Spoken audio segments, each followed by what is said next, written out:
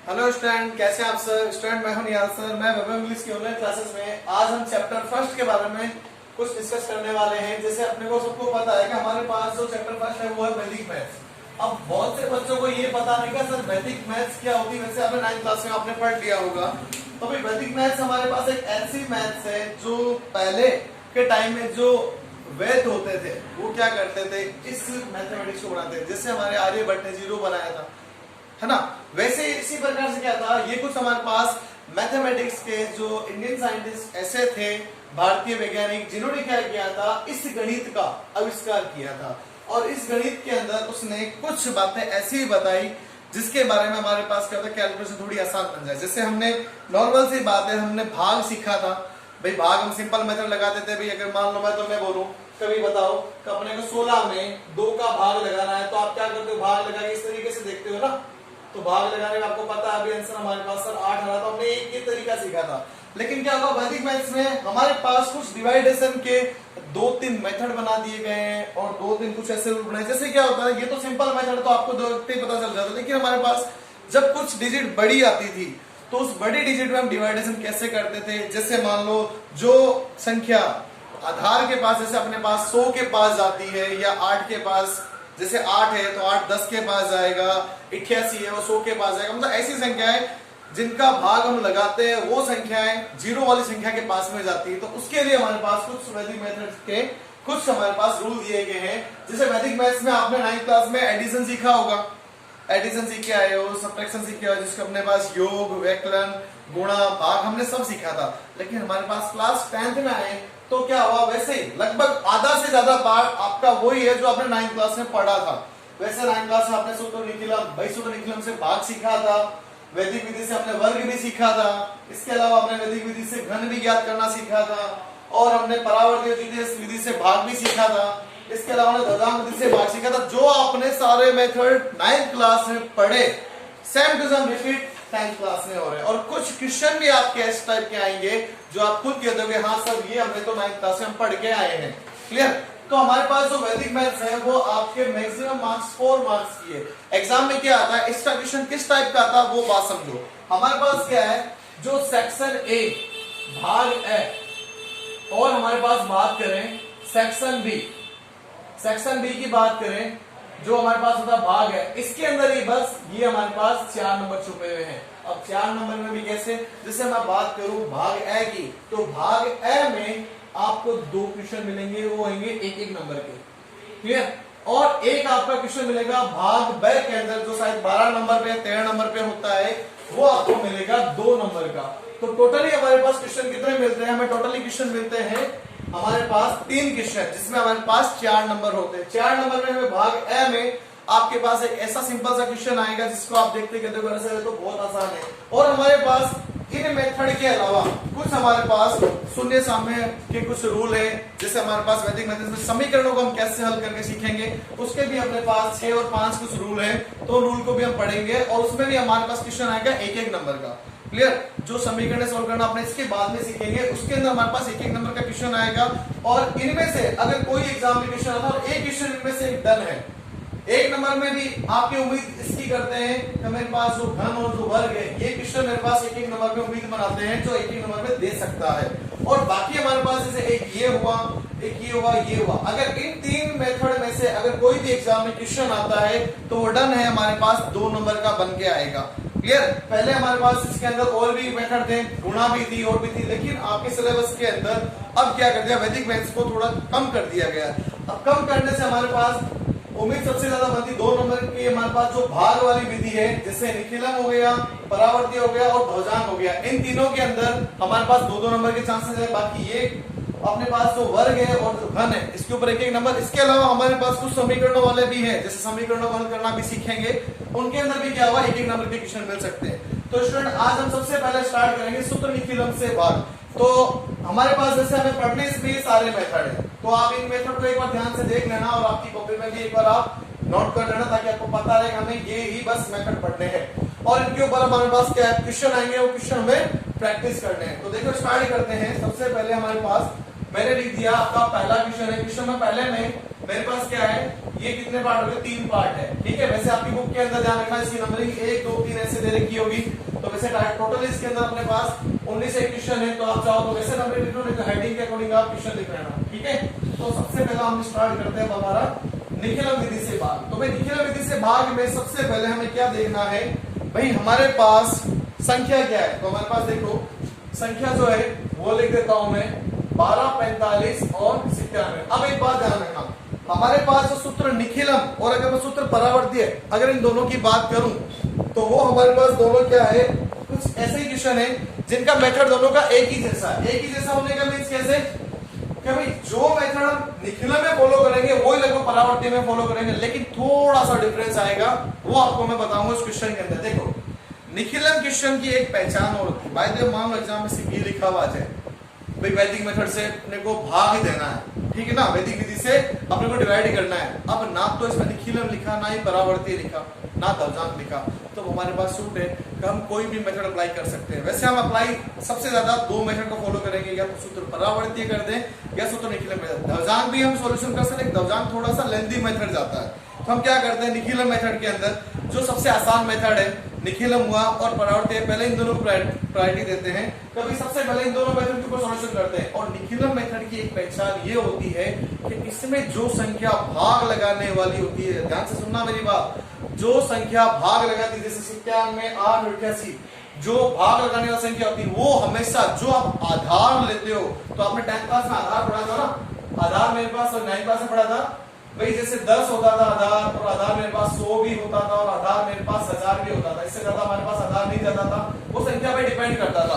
अब जैसे मान लो मेरे पास 97 है, 97 किसके पास जा रहा है, 100 के पास जा रहा है, तो इसका आधार अभी 100 है इस 97 का। और अगर मैं बात करूं इस 8 की, तो 8 का आधार कितना बनेगा, 10 बनेगा। और अगर मान लो सपोज मेरे पास अभी ये संख्या हो जाए 798, ये रोबोट किसके पास जाएगी, 1000 के पास। एक बात तो आपके पास क्वेश्चन आएगा ना, बात ध्यान से समझना, उस समय क्या होगा, सिर्फ ये 2 ही बेस हमारे पास बनते हैं, इनको बेस बोलते हैं। इसके अंदर आधार जो हमारे पास आएंगे सिर्फ 10 और 100 का ही है 10th क्लास के अंदर, और इसके अलावा कोई हमारे पास आधार नहीं बनेगा। ये बात समझ में आ गई। अब देखो हमारे पास क्या है, निखिलम की बात करते हैं तो निखिलम में एक सबसे बड़ी बात होती है जो संख्या भाग लगाती है, भाग लगाने वाला कौन है, ये है ना, तो ये जो भाग लगाने वाली संख्या है ना, ये हमेशा क्या होगी, हमेशा जो आपका बेस बनता है, जो आपका आधार बनता है, उससे हमेशा छोटी होनी चाहिए निखिलम के अंदर। और अगर परावर्ती की बात करेंगे तो परावर्ती में हमेशा ये जो संख्या होगी ना, हमेशा उससे बड़ी होगी। तो चाहो तो आपके परावर्ती की कुछ क्वेश्चन होंगे, तो उनमें भी आपको बताऊंगा कि संख्या किस प्रकार से हमारे पास बड़ी बनती है। तो अब देखें इसका सबसे पहला क्वेश्चन, सबसे पहला क्वेश्चन की बात करें तो बहुत आसान से क्वेश्चन है, कोई ज्यादा हार्ड नहीं है। देखो हमारे पास जो क्वेश्चन है उस क्वेश्चन को लिखने का तरीका होता है, 3 खंड बनते हैं हमारे पास, इसको बोलते हैं फर्स्ट, इसको बोलते हैं सेकंड, इसको बोलते हैं थर्ड। कैसे लिखना है, इनमें जितनी संख्या है सबसे पहले जिसमें भाग लगाने वाली उसको सेंटर में देखना है। 4 है तो 2 अंदर और 2 बाहर। और अगर मान लो ऐसा होता 5 होती तो 3 अंदर 2 बाहर, 7 होती तो 4 अंदर 3 बाहर, और अगर 6 है 3 3, भाई बराबर है तो बराबर आएगा। और अगर ज्यादा है, जैसे मेरे पास विषम संख्या है 5 7 9, तो एक संख्या यहाँ पे अंदर ज्यादा रहेगी, वहां पे कम हो जाएगी। क्लियर। अब बात करते हैं 97, ये लिख दिया हमने यहाँ पे। हम यहाँ पे लिखते हैं इसका बेस, इसको हमें लिखना होता है आधार। मेरे पास आधार कितना है, 100।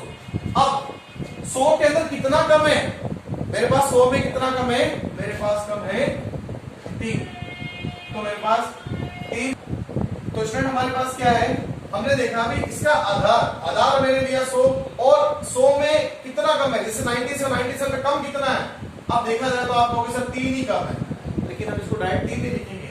बेस मैंने क्या लिया, 100 क्या लिया ना, 100 में 0 कितने आ रहे हैं, 2, तो हम इसको ऐसा लिखेंगे, डेविएशन बोलते हैं इसको, विचलन को।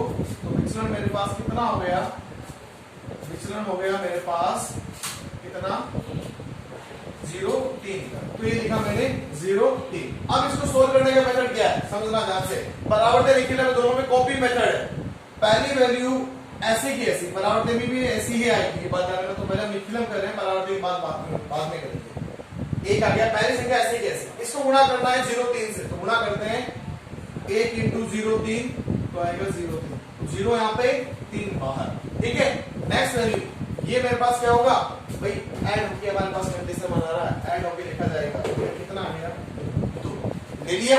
अब 2 की गुणा करनी किससे 0 6 से, तो लिखते हैं 0 और 6। तो देखो मेरे पास यहाँ पे वैल्यू कितनी आ जाएगी 6 5 11 का 1 हासिल में भी 1 4 3 7 और 1 8। तो मेरे पास वैल्यू कितनी आ गई 12 81। इसके अंदर जो वैल्यू लिखी जाएगी वो आएगा मेरे पास भागफल।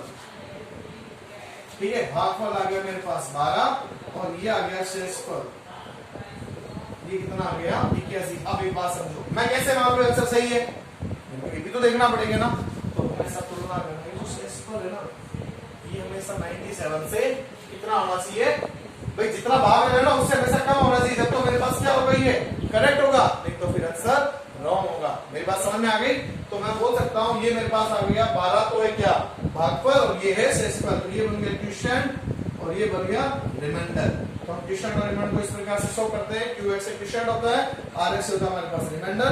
तो मेरे पास कितना आ गया 12 और 81। ये बन गया मेरे पास पहले पार्ट का आंसर। तो आप वीडियो को यहां तक पॉज करके नोट कर लीजिए। तो हमारे पास अब देखें पहला क्वेश्चन कंप्लीट हो चुका है। इसी प्रकार से हमारे पास दूसरा क्वेश्चन। अब दूसरा क्वेश्चन थोड़ा सा ध्यान से देखना, क्वेश्चन थोड़ा सा चेंजिंग वाला है। तो अब यहाँ पे क्या होता है मेरे पास 311 में डिवाइड करना है 8 का।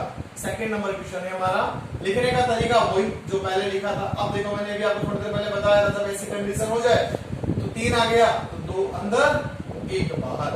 संख्या कितनी है 8। देखते हैं यहाँ पे बेस, जिसको अपने बोलते हैं आधार। आधार कितना बना मेरे पास 10 का बन गया।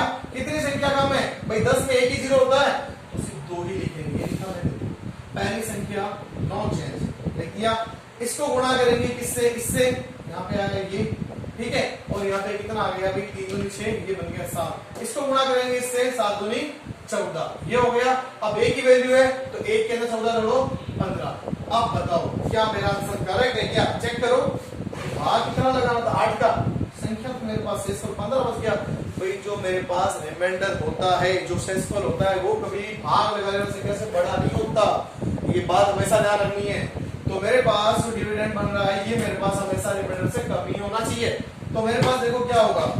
अब मेरे को यहाँ पे क्या करना है, संशोधन करना है। इसको बोलते हैं अपने संशोधन करने पर चेंज वैल्यू। तो चेंज वैल्यू में क्या होगा, बात समझना, हर क्वेश्चन में ये रूल है।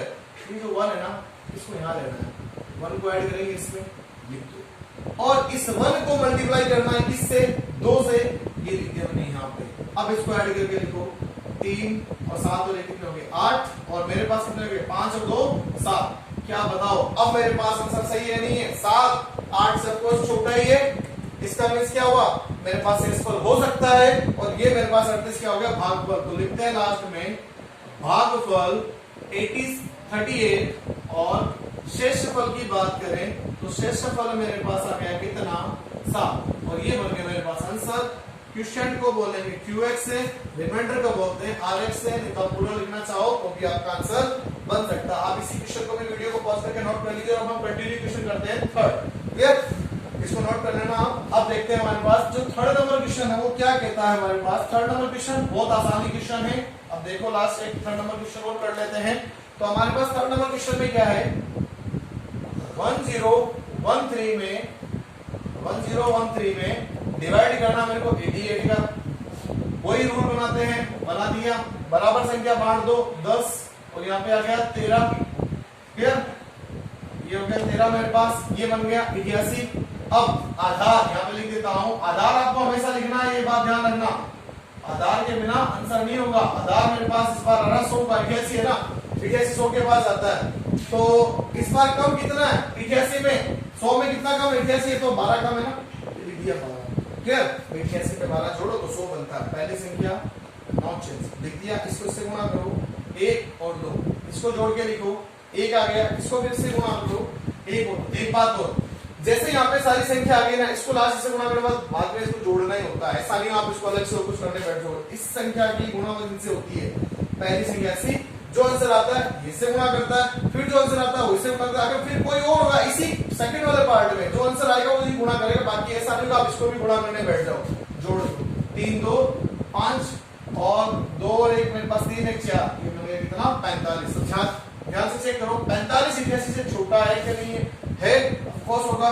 तो तो लिखते हैं मेरे पास भागफल बन गया मेरे पास 11 और शेषफल की बात करें तो शेषफल कितना बन जाएगा मेरे पास, ये बन चुका है 45।